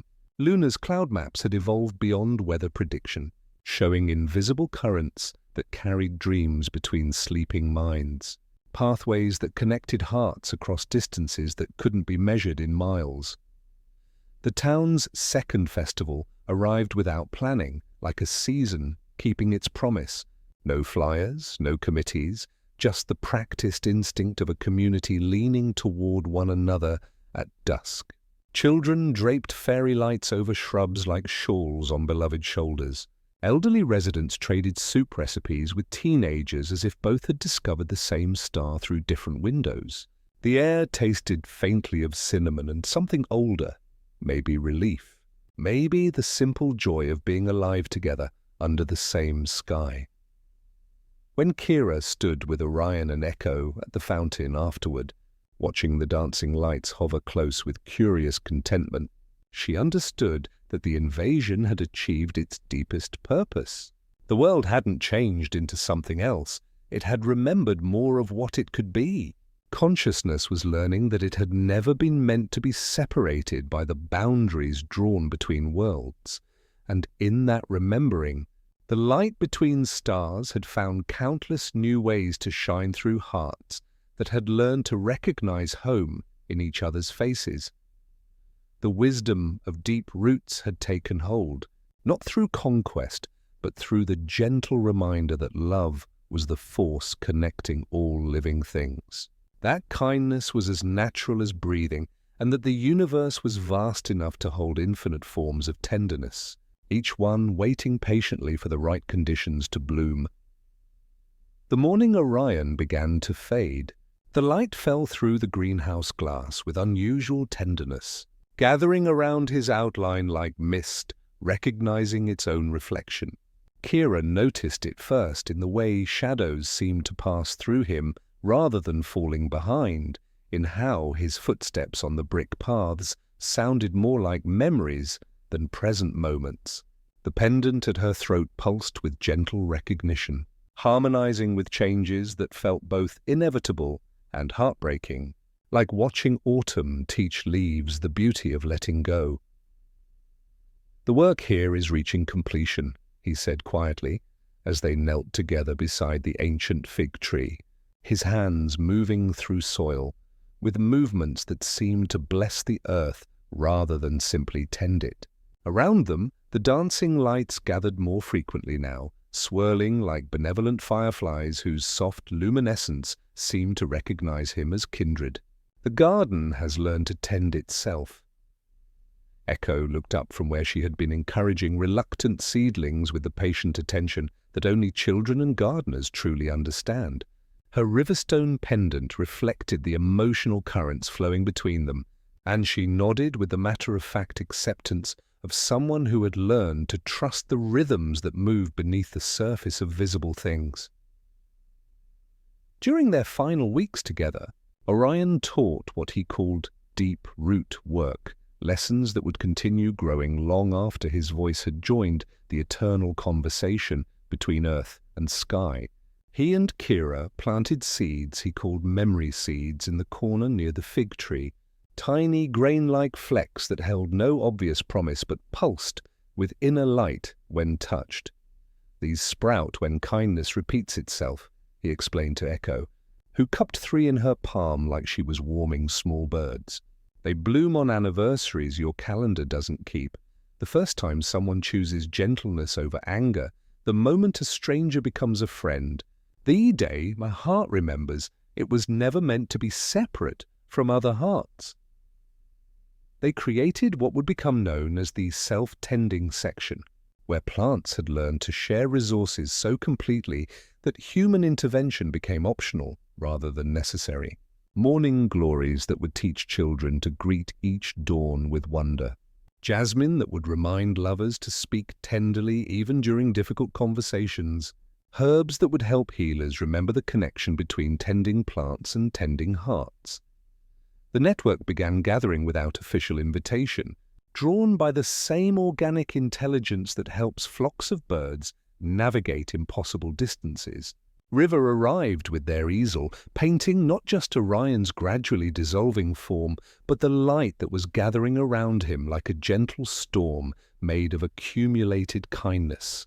Marcus arranged riverstones in careful spirals, each one singing with frequencies that seemed to harmonize with Orion's increasingly translucent presence. Agent Chen brought flowers from her own small garden, adding them to the informal shrine growing around the space where two worlds had learned to meet. Thomas arrived with bread that somehow tasted like gratitude distilled into grain and yeast, while Dr. Vasquez shared stories of children whose healing had accelerated beyond medical explanation. Mrs. Patterson read poetry that seemed to rise from sources deeper than any book, her voice carrying the accumulated wisdom of someone who had learned to trust what the quiet spaces between heartbeats were trying to say. "Love becomes part of the soil," Orion explained, as his outline grew more ethereal with each passing day. "Every act of kindness, every moment of connection, every choice to nurture rather than destroy, it all feeds the hidden garden that connects all living things." On his final morning, as dawn painted the greenhouse dome in colors that seemed personally arranged by the cosmos, Orion gathered Kira and Echo beside the fountain where so many important conversations had unfolded. The combined light of their pendants created a gentle aurora that made the glass sing with frequencies that touched the edge of human hearing. "This isn't goodbye," he said, his voice now carrying the quality of wind through leaves, present, but no longer quite solid. "Every garden we help tend, every heart that learned to recognize its own capacity for kindness, I'm part of that now. The invasion continues, but it doesn't need gardeners from other worlds anymore. It has you." He turned to Echo with the smile of someone passing along a gift they had been honored to carry. "The plants will teach you things I never could. Listen to them the way you've been listening, and they'll show you how to tend the spaces between worlds." To Kira, he offered his pendant, the crystalline surface now swirling with patterns that seemed to contain the birth and death of entire galaxies. "You were always the bridge. Now you're also the foundation." The moment of his departure was both dramatic and utterly peaceful, a gradual brightening that filled the greenhouse with light that seemed to come from everywhere and nowhere at once, followed by the gentle settling that comes after a long-held breath is finally released. Where Orion had been, only warmth remained, and the scent of night-blooming jasmine and tiny seedlings that appeared where his feet had touched earth, the kind that do not reveal their names for a while, preferring to establish roots before announcing their intentions. The dancing lights swirled once more through the greenhouse, brighter than they had ever appeared, then scattered like seeds on cosmic wind, carrying pieces of Orion's essence to every corner of the network they had built together. In gardens across the world, flowers that had never glowed before began to pulse with gentle light. Teachers found their voices carrying new depths of patience. Healers discovered their touch bringing unusual comfort. The greenhouse continued its patient work with new assurance, not by excluding human hands, but by inviting them to meet it halfway. The memory seeds began their quiet sprouting, responding to acts of kindness with blooms that seemed to remember every gentle choice that had ever been made within those glass walls. The hidden invasion had lost its first gardener, but it had gained something infinitely more precious, the knowledge that love, once planted, grows itself, spreading through the invisible networks that connect all hearts, preparing the soil of human kindness for whatever wonders were yet to bloom. The weeks following Orion's gentle dissolution into starlight brought a new rhythm to the greenhouse, like morning learning to trust its own arrival. Kira moved through the space wearing two songs now, the steady note her own pendant had always carried, and the deeper harmony of Orion's crystal, which had woven itself into her very heartbeat. Together they created a music that made the air itself seem more attentive, more willing to hold the weight of whispered hopes and quiet transformations. Echo had grown into her role with the fluid grace of water finding its natural course, her riverstone pendant reflecting not just the emotional states of individual plants, but the collective breathing of the entire sanctuary.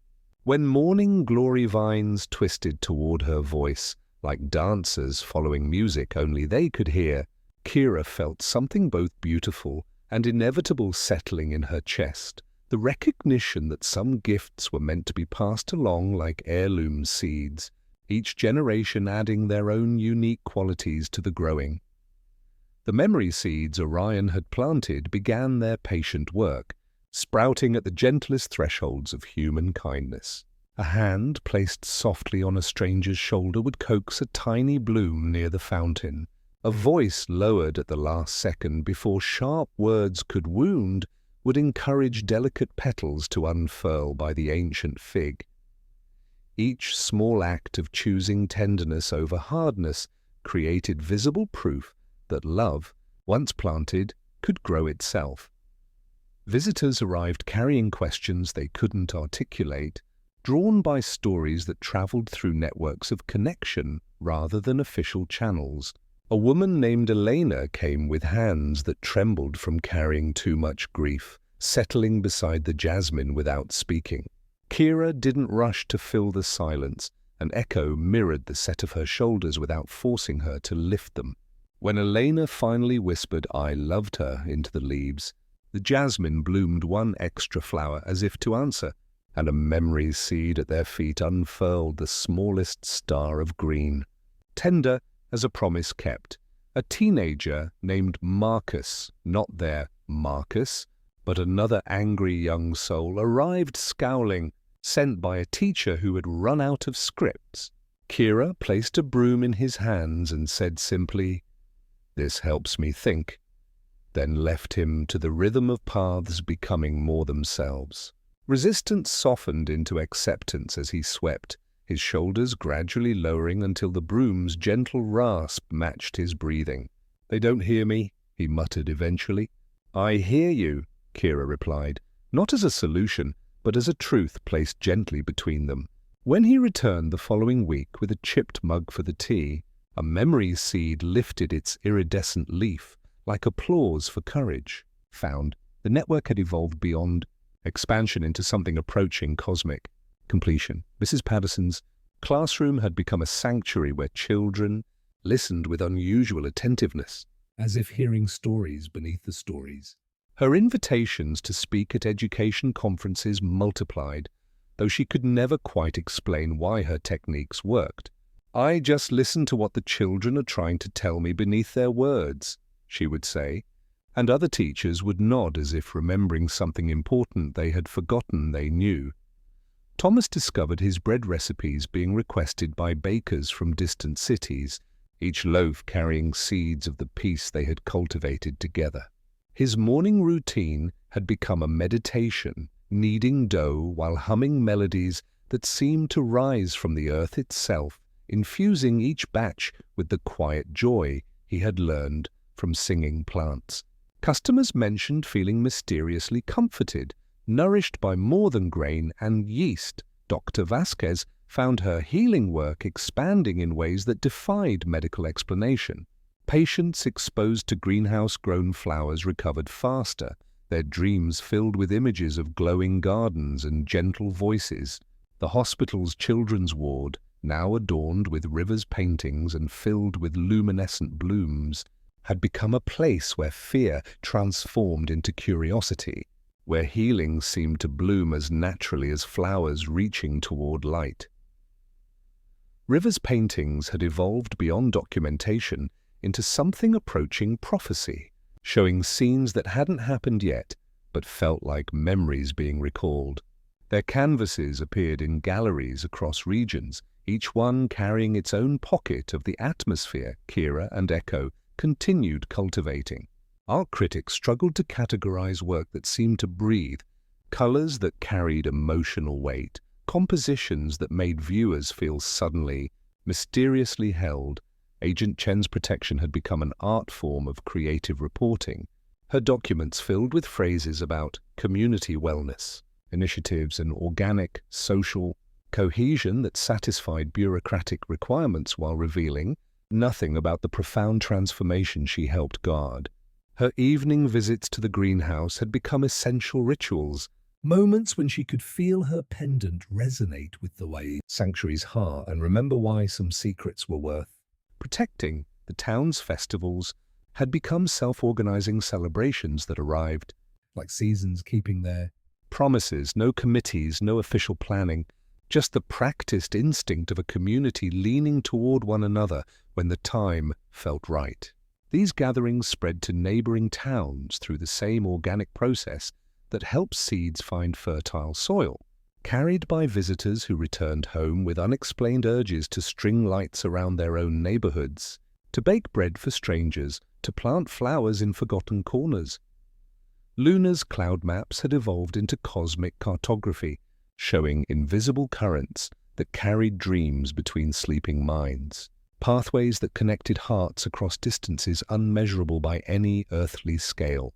Her charts began appearing in meteorology journals, though scientists couldn't explain the accuracy of her predictions or the unusual beauty of her hand-drawn formations. Marcus discovered riverstones appearing in impossible places far beyond their small town, smooth pieces that sang when touched, each carrying water-worn wisdom to hearts that needed reminding of their own capacity for patience. Hikers found them on mountain trails, urban dwellers in community gardens that had sprung up overnight, children in schoolyard corners where they hummed with contentment when held. The dancing lights that once appeared only in the greenhouse now wove through the entire community like luminous messengers, celebrating small acts of kindness, hovering over meaningful conversations, swirling around moments when strangers became friends. They were the visible manifestation of the network's completion, a silent chorus of approval for the gentle work that had taken root in human heart. In quiet evening moments, Kira would trace the patterns on Orion's pendant, feeling its pulse harmonize with her own crystal's steady song. She understood now that the invasion was complete, not as conquest, but as the quiet triumph of love remembering itself. The world hadn't been changed into something else. It had been invited to remember more of what it could be, what it had always been beneath the forgetting. Echo, with her gift for mirroring emotional states, had become a living barometer of this transformation. She would sit cross-legged among the plants, describing the feelings she perceived, the quiet contentment of newly sprouted seeds, the joyful hum of flowers unfurling their petals, the deep, abiding peace that emanated from the ancient fig tree whose roots held memories deeper than any human lifetime. The greenhouse had become a pilgrimage site of the heart, a sanctuary where the boundary between worlds remained beautifully blurred. Visitors came seeking healing for ailments that had no names, carrying wounds that lived in spaces between heartbeats, hoping for the kind of peace that could only be cultivated in places where love had been planted deep, enough to change the very air. The network of gentle souls continued, its work through teachers who made learning feel like play, doctors whose touch carried unusual comfort, artists whose work reminded people of beauty they'd forgotten they knew. The hidden invasion had achieved something unprecedented. It had successfully taught a world to tend itself with the same patience and love that gardeners bring to their most cherished plants. The work continued not through dramatic expansion, but through quiet deepening, roots finding fertile soil and learning to draw nourishment from sources that never run dry. In coffee shops and waiting rooms, in homes where rivers' paintings hung like windows to wonder, the gentle transformation persisted, in its patient work of preparing human hearts for a much larger understanding of what it meant to belong to each other and to the cosmos that held them all. The keepers of quiet miracles had found their rhythm, and the garden that grew itself continued its favorite work, tending the spaces where love learned to recognize its own infinite face, one gentle choice at a time, one moment of recognition at a time, until the boundaries between worlds became so thin that light could flow freely in all directions, carrying seeds of compassion to hearts that had been waiting lifetimes to remember how to bloom. The years folded themselves like morning light through greenhouse glass, each season settling into the next with the same gentle inevitability that helps gardens learn to tend themselves. Kira moved through the sanctuary with the deliberate grace of someone who had grown to understand that some gifts were meant to be passed along like heirloom seeds, each generation adding their own unique qualities while carrying forward the essential essence of what it meant to tend the spaces, where love learned to recognize its own face. The pendant at her throat had evolved beyond its original crystalline song, now carrying both her own steady rhythm and Orion's deeper harmonies in a music that made the very air more attentive. Echo had grown into her role with the fluid grace of water finding its natural course, her riverstone pendant reflecting not just individual plant emotions, but the collective breathing of their entire sanctuary. When morning glory vines twisted toward her voice like dancers following music only they could hear, visitors would pause with expressions of quiet wonder, feeling homesick for places they had never been but somehow remembered. The network had woven itself so completely into the fabric of human experience that it had become indistinguishable from the best of what humanity had always been. Mrs. Patterson, now in her 70s, still received letters from former students who credited her with teaching them to listen to the stories beneath the stories. Her classroom methods had spread through education systems like seeds carried on favorable winds, creating sanctuaries where children learned not just facts, but the deeper art of paying attention to each other's hearts. Thomas had become something of a legend among bakers, his recipes traveling to distant cities where each loaf carried the quiet joy he had learned from singing plants. Customers would mention feeling mysteriously comforted, nourished by more than grain and yeast, their conversations growing gentler, over bread that somehow tasted like home regardless of where they had been. Dr. Vasquez's healing work had evolved into something that touched the edges of the miraculous while remaining grounded in practical wisdom. Hospital gardens now bloomed with luminescent flowers that seemed to ease not just physical pain, but the existential loneliness that sometimes lived in the spaces between heartbeats.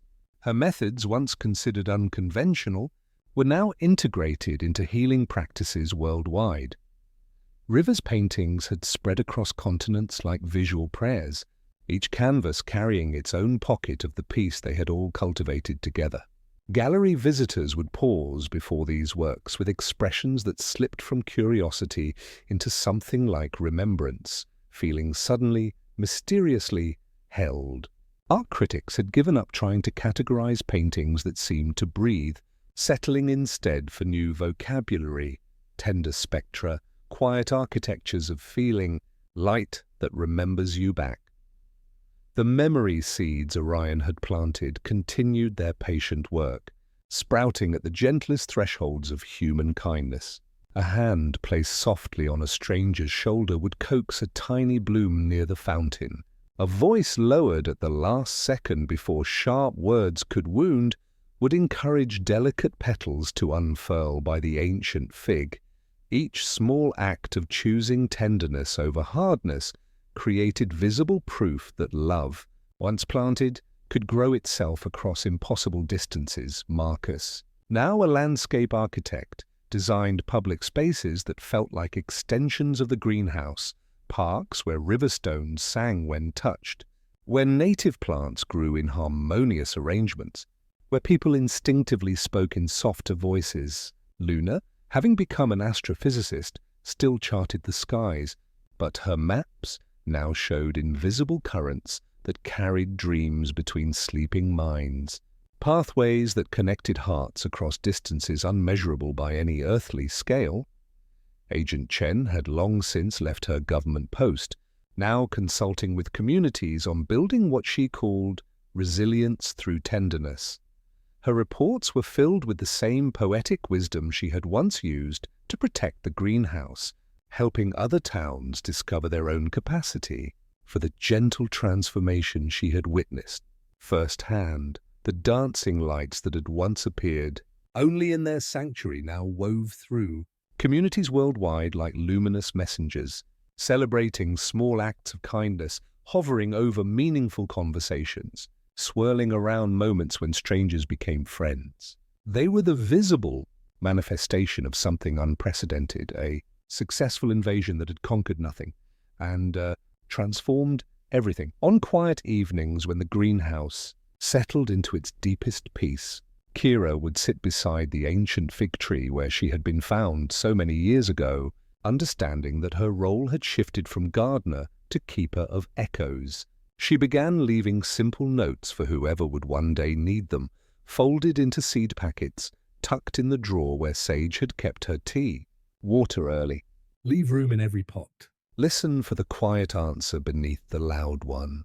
Warm hands before touching what is newly growing. The pendant at her throat pulsed with gentle warmth as understanding bloomed in her heart like a flower that had been waiting seasons for the right conditions to unfurl. She had been part of something infinite, a slow, patient cultivation of kindness that had been happening across the universe for eons, and now the work would continue through Echo and countless others whose hearts had learned to recognize the light flowing between worlds. One evening, as autumn light fell through the glass dome in patterns that seemed personally arranged by the cosmos, Kira felt the garden lean toward her with the unmistakable tenderness of completion. Echo sensed it too, her riverstone pendant cooling and brightening at once, like dawn on a still lake. "I'll keep listening," Echo said, her voice no louder than leaf sound. "I'll teach them to listen back." "You already do," Kira replied, smiling at the accuracy of it. The invasion was complete, and everyone had won. The world had been conquered by its own capacity for tenderness, transformed not through force but through the gentle reminder that kindness was as natural as breathing, that all living things were connected by invisible threads of light that could never be broken, only forgotten and then with patient care, remembered once again, and somewhere in the space between heartbeats, between sleeping and waking, the work continued, one gentle choice at a time, one moment of recognition at a time, until the boundaries between worlds became so thin that light could flow freely in all directions, carrying seeds of compassion to hearts that had been waiting lifetimes to remember how to bloom. Thanks for spending this time with us. Sleep well. Everything's gonna be okay, man.